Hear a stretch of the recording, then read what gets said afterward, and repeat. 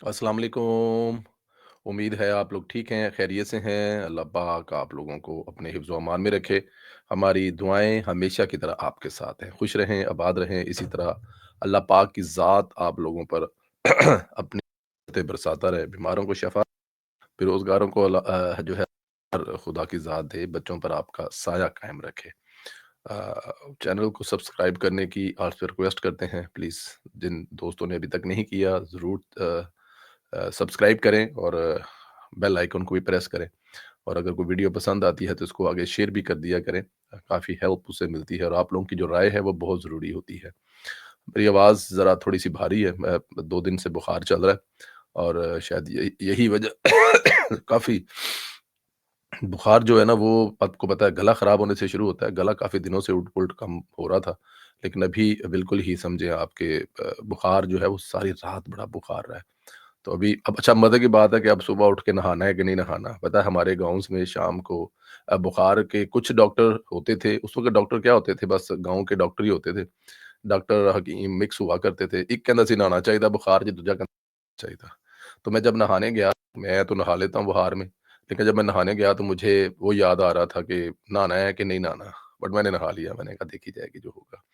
तो दुआ करें अल्लाह पाक रहमतें बरसाए हम पर भी।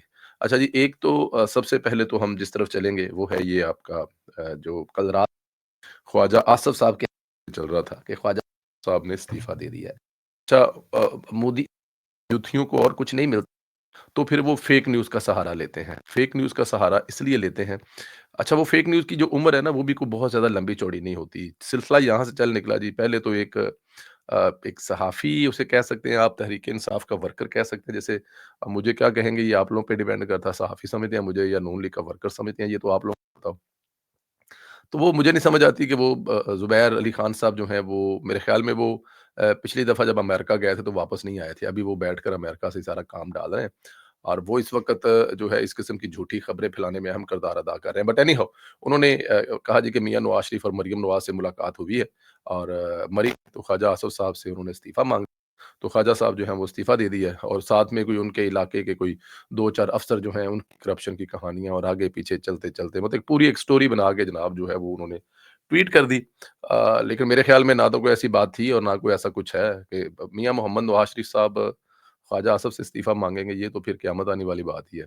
अगर कोई लोग जानते हैं कि ख्वाजा मोहम्मद आसिफ साहब और मियाँ मोहम्मद नवाज़ शरीफ साहब का आपस में तल्लक क्या है, रिश्ता क्या है, दोस्ती, यारी, सियासत, ये उस दौर से हैं जिस दौर से फर्स्ट ईयर और सेकंड ईयर में आप लोग कॉलेज जाते हैं। तो जो आपके फर्स्ट ईयर और सेकंड ईयर के दोस्त हैं ना, उनके दरमियान जो पिछली 50 साल, 60 साल की कहानियाँ हैं ना, वो कितने मज़बूत तल्लक और रिश्ते होंगे।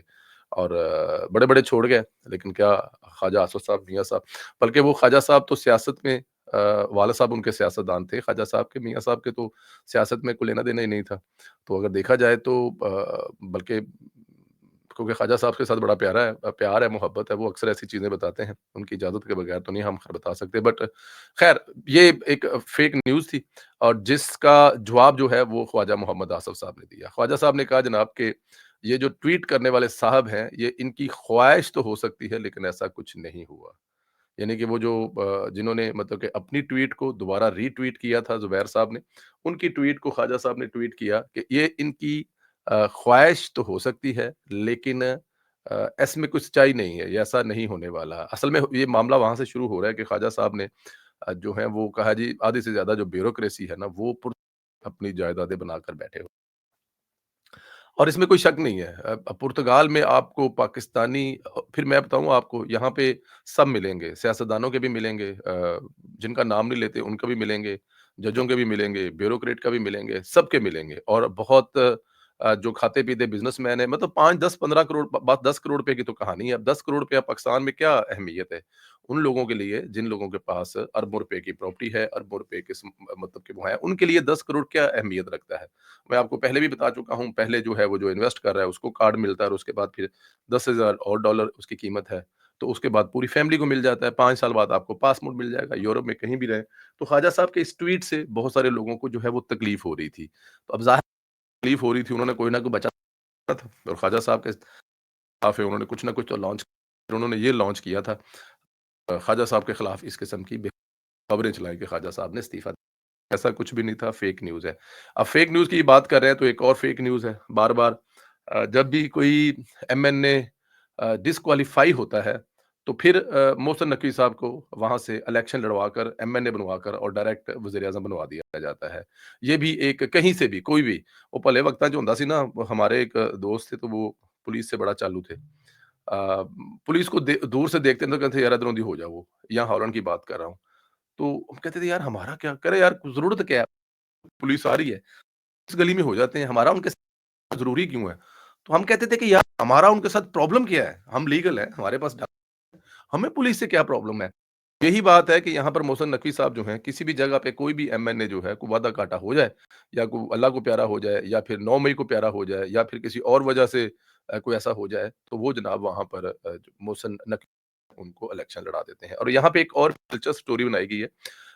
शेख वकास अकरम साहब क्योंकि झंग से हैं और झंग में पता है आप 2 जो है मज़हबी ज़्यादा है सुन्नी और शिया। ज़ाहिर है अहले का भी वोट है, अहले सुन्नत वल जमात वोट है, तो मोहसिन नकवी साहब जैसे कि आप लोगों को पता है वो उनको इलेक्शन भी वहाँ से लड़ रहे हैं कि पूरे पाकिस्तान से ये शेख वकास अकरम वाली सीट जो है खुद खाली कराई जा रही है और खुद खाली सीट करवा कर वहाँ से मोहसिन नकवी को जो है वो इलेक्शन लड़वाया जा रहा है कि वो वहाँ पर जो तशी का वोट है नकवी साहब को चला जाएगा और एमएनए मुंतखब हो जाएँगे और जब एमएनए मुंतखब हो जाएँगे, तो फिर उसके बाद ज़ाहिर है यूथियों ने उनको वज़ीर-ए-आज़म भी बनवाना है। अच्छा इस वक़्त जो है ना मोहसिन नकवी से ज़्यादा जो फ़िक्र है ना वज़ीर-ए-आज़म बनाने की मोहसिन नकवी से भी ज़्यादा वो यूथियों को है। हालाँकि इनको पता नहीं है, हम इनसे कहा करते थे ये जब कहा करते थे कि वो पिछले जो हैं हाँ जी, ये सख्त है तो हम कहते थे कि वाले इससे भी सख्त होगा, फिर हुआ भी ऐसा। उनका जो हाल हुआ है, इनका जो हाल हुआ है वो सामने है। बट एनी हाउ नकवी साहब को जनाब वो करा के बैठे हुए हैं, इलेक्शन लड़ाकर बैठे हुए हैं, इलेक्शन जिताकर बैठे हुए हैं और इलेक्शन इस तरह से उन्होंने जिताया है कि छड़ गल्लां दो। मतलब कि इलेक्शन लड़ाता, जिताता और पता नहीं मोहसिन नकवी साहब को इस बात की पता भी है, खबर भी है कि नहीं है। और मोहसिन नकवी साहब पाकिस्तान के शहरी हैं और एक बहुत अच्छा डिलीवर कर रहे हैं और अगर किसी जगह पे कोई ऐसी बात हुई, तो मेरे ख़्याल में अब आने वाला वक़्त बताएगा, लेकिन फ़िलहाल कम से कम हमारे पास ऐसी कोई खबर नहीं है। सदर ट्रंप जो है वो उसने जो इंडिया का टैरिफ है, वो 25 से डायरेक्ट डबल करके 50 कर दिया है। अब जब 50 कर दिया तो फिर हिंदुस्तान की प्रोडक्ट जो जाएगी अमेरिका में जाएगी वो कौन खरीदेगा? मतलब फ़र्ज़ किया कि $100 की चीज़ जो यहाँ से हिंदुस्तान से निकलती है, वो वहाँ पर उसपे 50 मतलब जो है आपको $50 जो है उसपे आपको टैरिफ देना पड़ेगा। मतलब 100 वाली चीज़ जो है वो डेढ़ की ऊपर से जो कमाई करने कुछ रखेंगे। तो अब अंदाज़ा करें कि महँगाई आएगी, तो महँगाई इसलिए नहीं आएगी कि हिंदुस्तान वो उसकी कौन-सी जिसके बगैर अमेरिका की आवाम का नहीं है, सवाल ये है। तो एक महफ़िल में एक प्रेस टॉक में जो मीडिया बात करते हैं ट्रंप साहब, पूछा गया जी कि इंडिया शो कर रहा है, इंडिया इस वक़्त दुनिया के सामने रोना रो रहा है। ऐसा क्या इंडिया ने ज़्यादती ऐसा इंडिया ने क्या कर लिया है? क्योंकि पूरी जो है वो दुनिया के बहुत सारे ममालिक जो हैं, जैसे चाइना है और बहुत सारे ममालिक हैं, वो भी रशिया से तेल खरीद कर रहे हैं। अगर हमने खरीद कर लिया तो कौन-सी क़यामत आ गई है?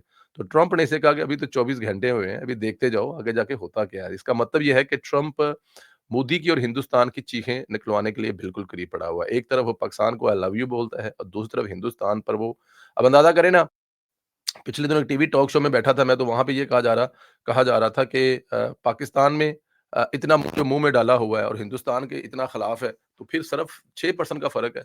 अब उनको ज़रा पता लगेगा टैरिफ का हमारा और हिंदुस्तान का 31% का फ़र्क है।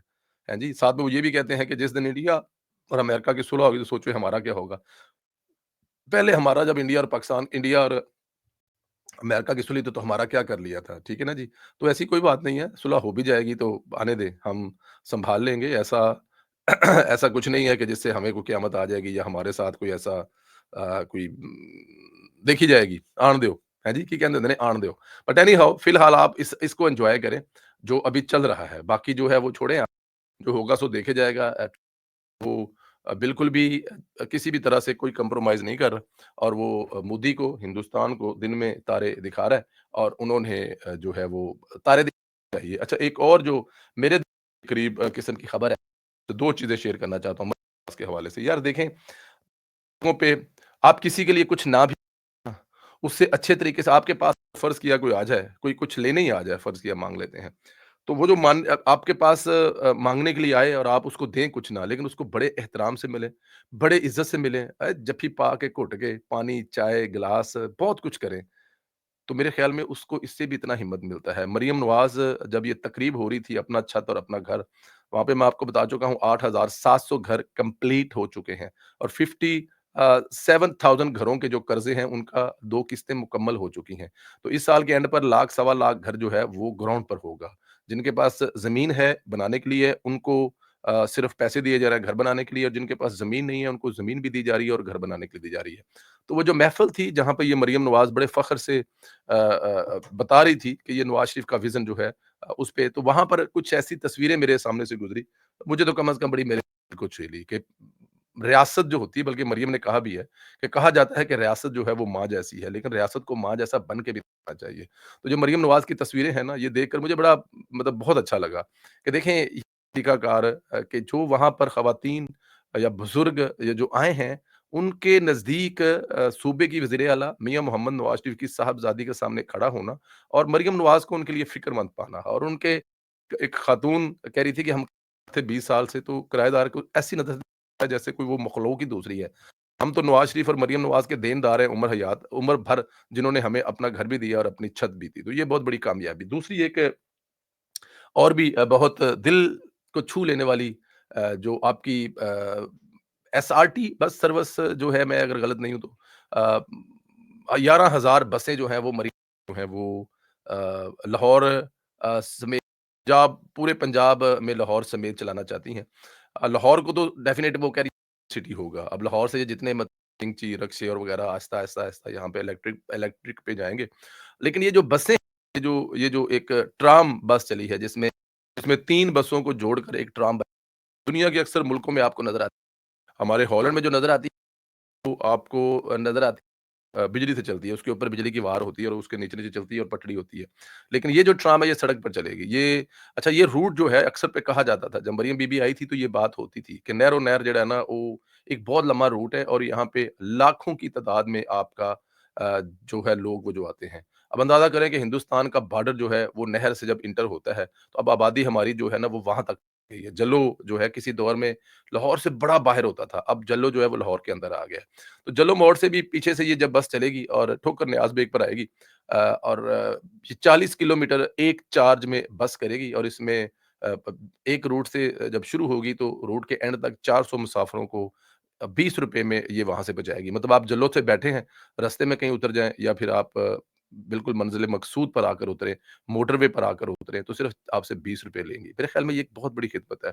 मैं अक्सर कहता हूँ, कुछ दोस्त हमें इस बात को समझने से कासिर है अभी तक कि 1800 समथिंग की बनी हुई अंडरग्राउंड्स हैं, जिन कंट्री में हम रह रहे हैं, यूरोप में रह रहे हैं, चाहे वो पेरिस है या लंदन है या फिर लिस्बन है, 18 की बनी हुई अंडरग्राउंड। पब्लिक ट्रांसपोर्ट सिस्टम इतना ज़रूरी था, हमारे यहाँ नहीं आया। 2013 में शहबाज शरीफ साहब ने पहला मनसूबा बनाया और अब नवाज़ शरीफ की बेटी जो है, हर गुज़रते दिन के साथ लाहौरियों को, फैसलाबाद वालों को, गुजरांवालों को, पिंडी वालों को, मुल्तान वालों को और अब ये आहिस्ता-आहिस्ता साहिवाल से, बुरेवाल से होती हुई ये आगे-आगे जाती जाएँगी और हर बस में जब आपकी इलेक्ट्रिक बसें चलेंगी, तो ये जो आपका पॉल्यूशन वाला मामला ये खुद ब खुद खत्म होगा और सबसे बड़ी बात है, इस महँगाई के दौर में किराया सिर्फ़ ₹20 है। मरियम नवाज़ साहिबा अल्लाह आपको सलामत रखे, खुश रखे और इन तमाम जो आप ये जो अवाम की खिदमत कर रही हैं, इसका आपको अजर दे। दुआ करें अपने-अपने अल्लाह पाक हमें अपने हिफ्ज़-ओ-अमान में रखे, हमें आबाद रखे, खुश रखे और कामयाब अता फरमाए और मेहर कीजिएगा। बहुत शुक्रिया। पाक ज़िंदाबाद। पाक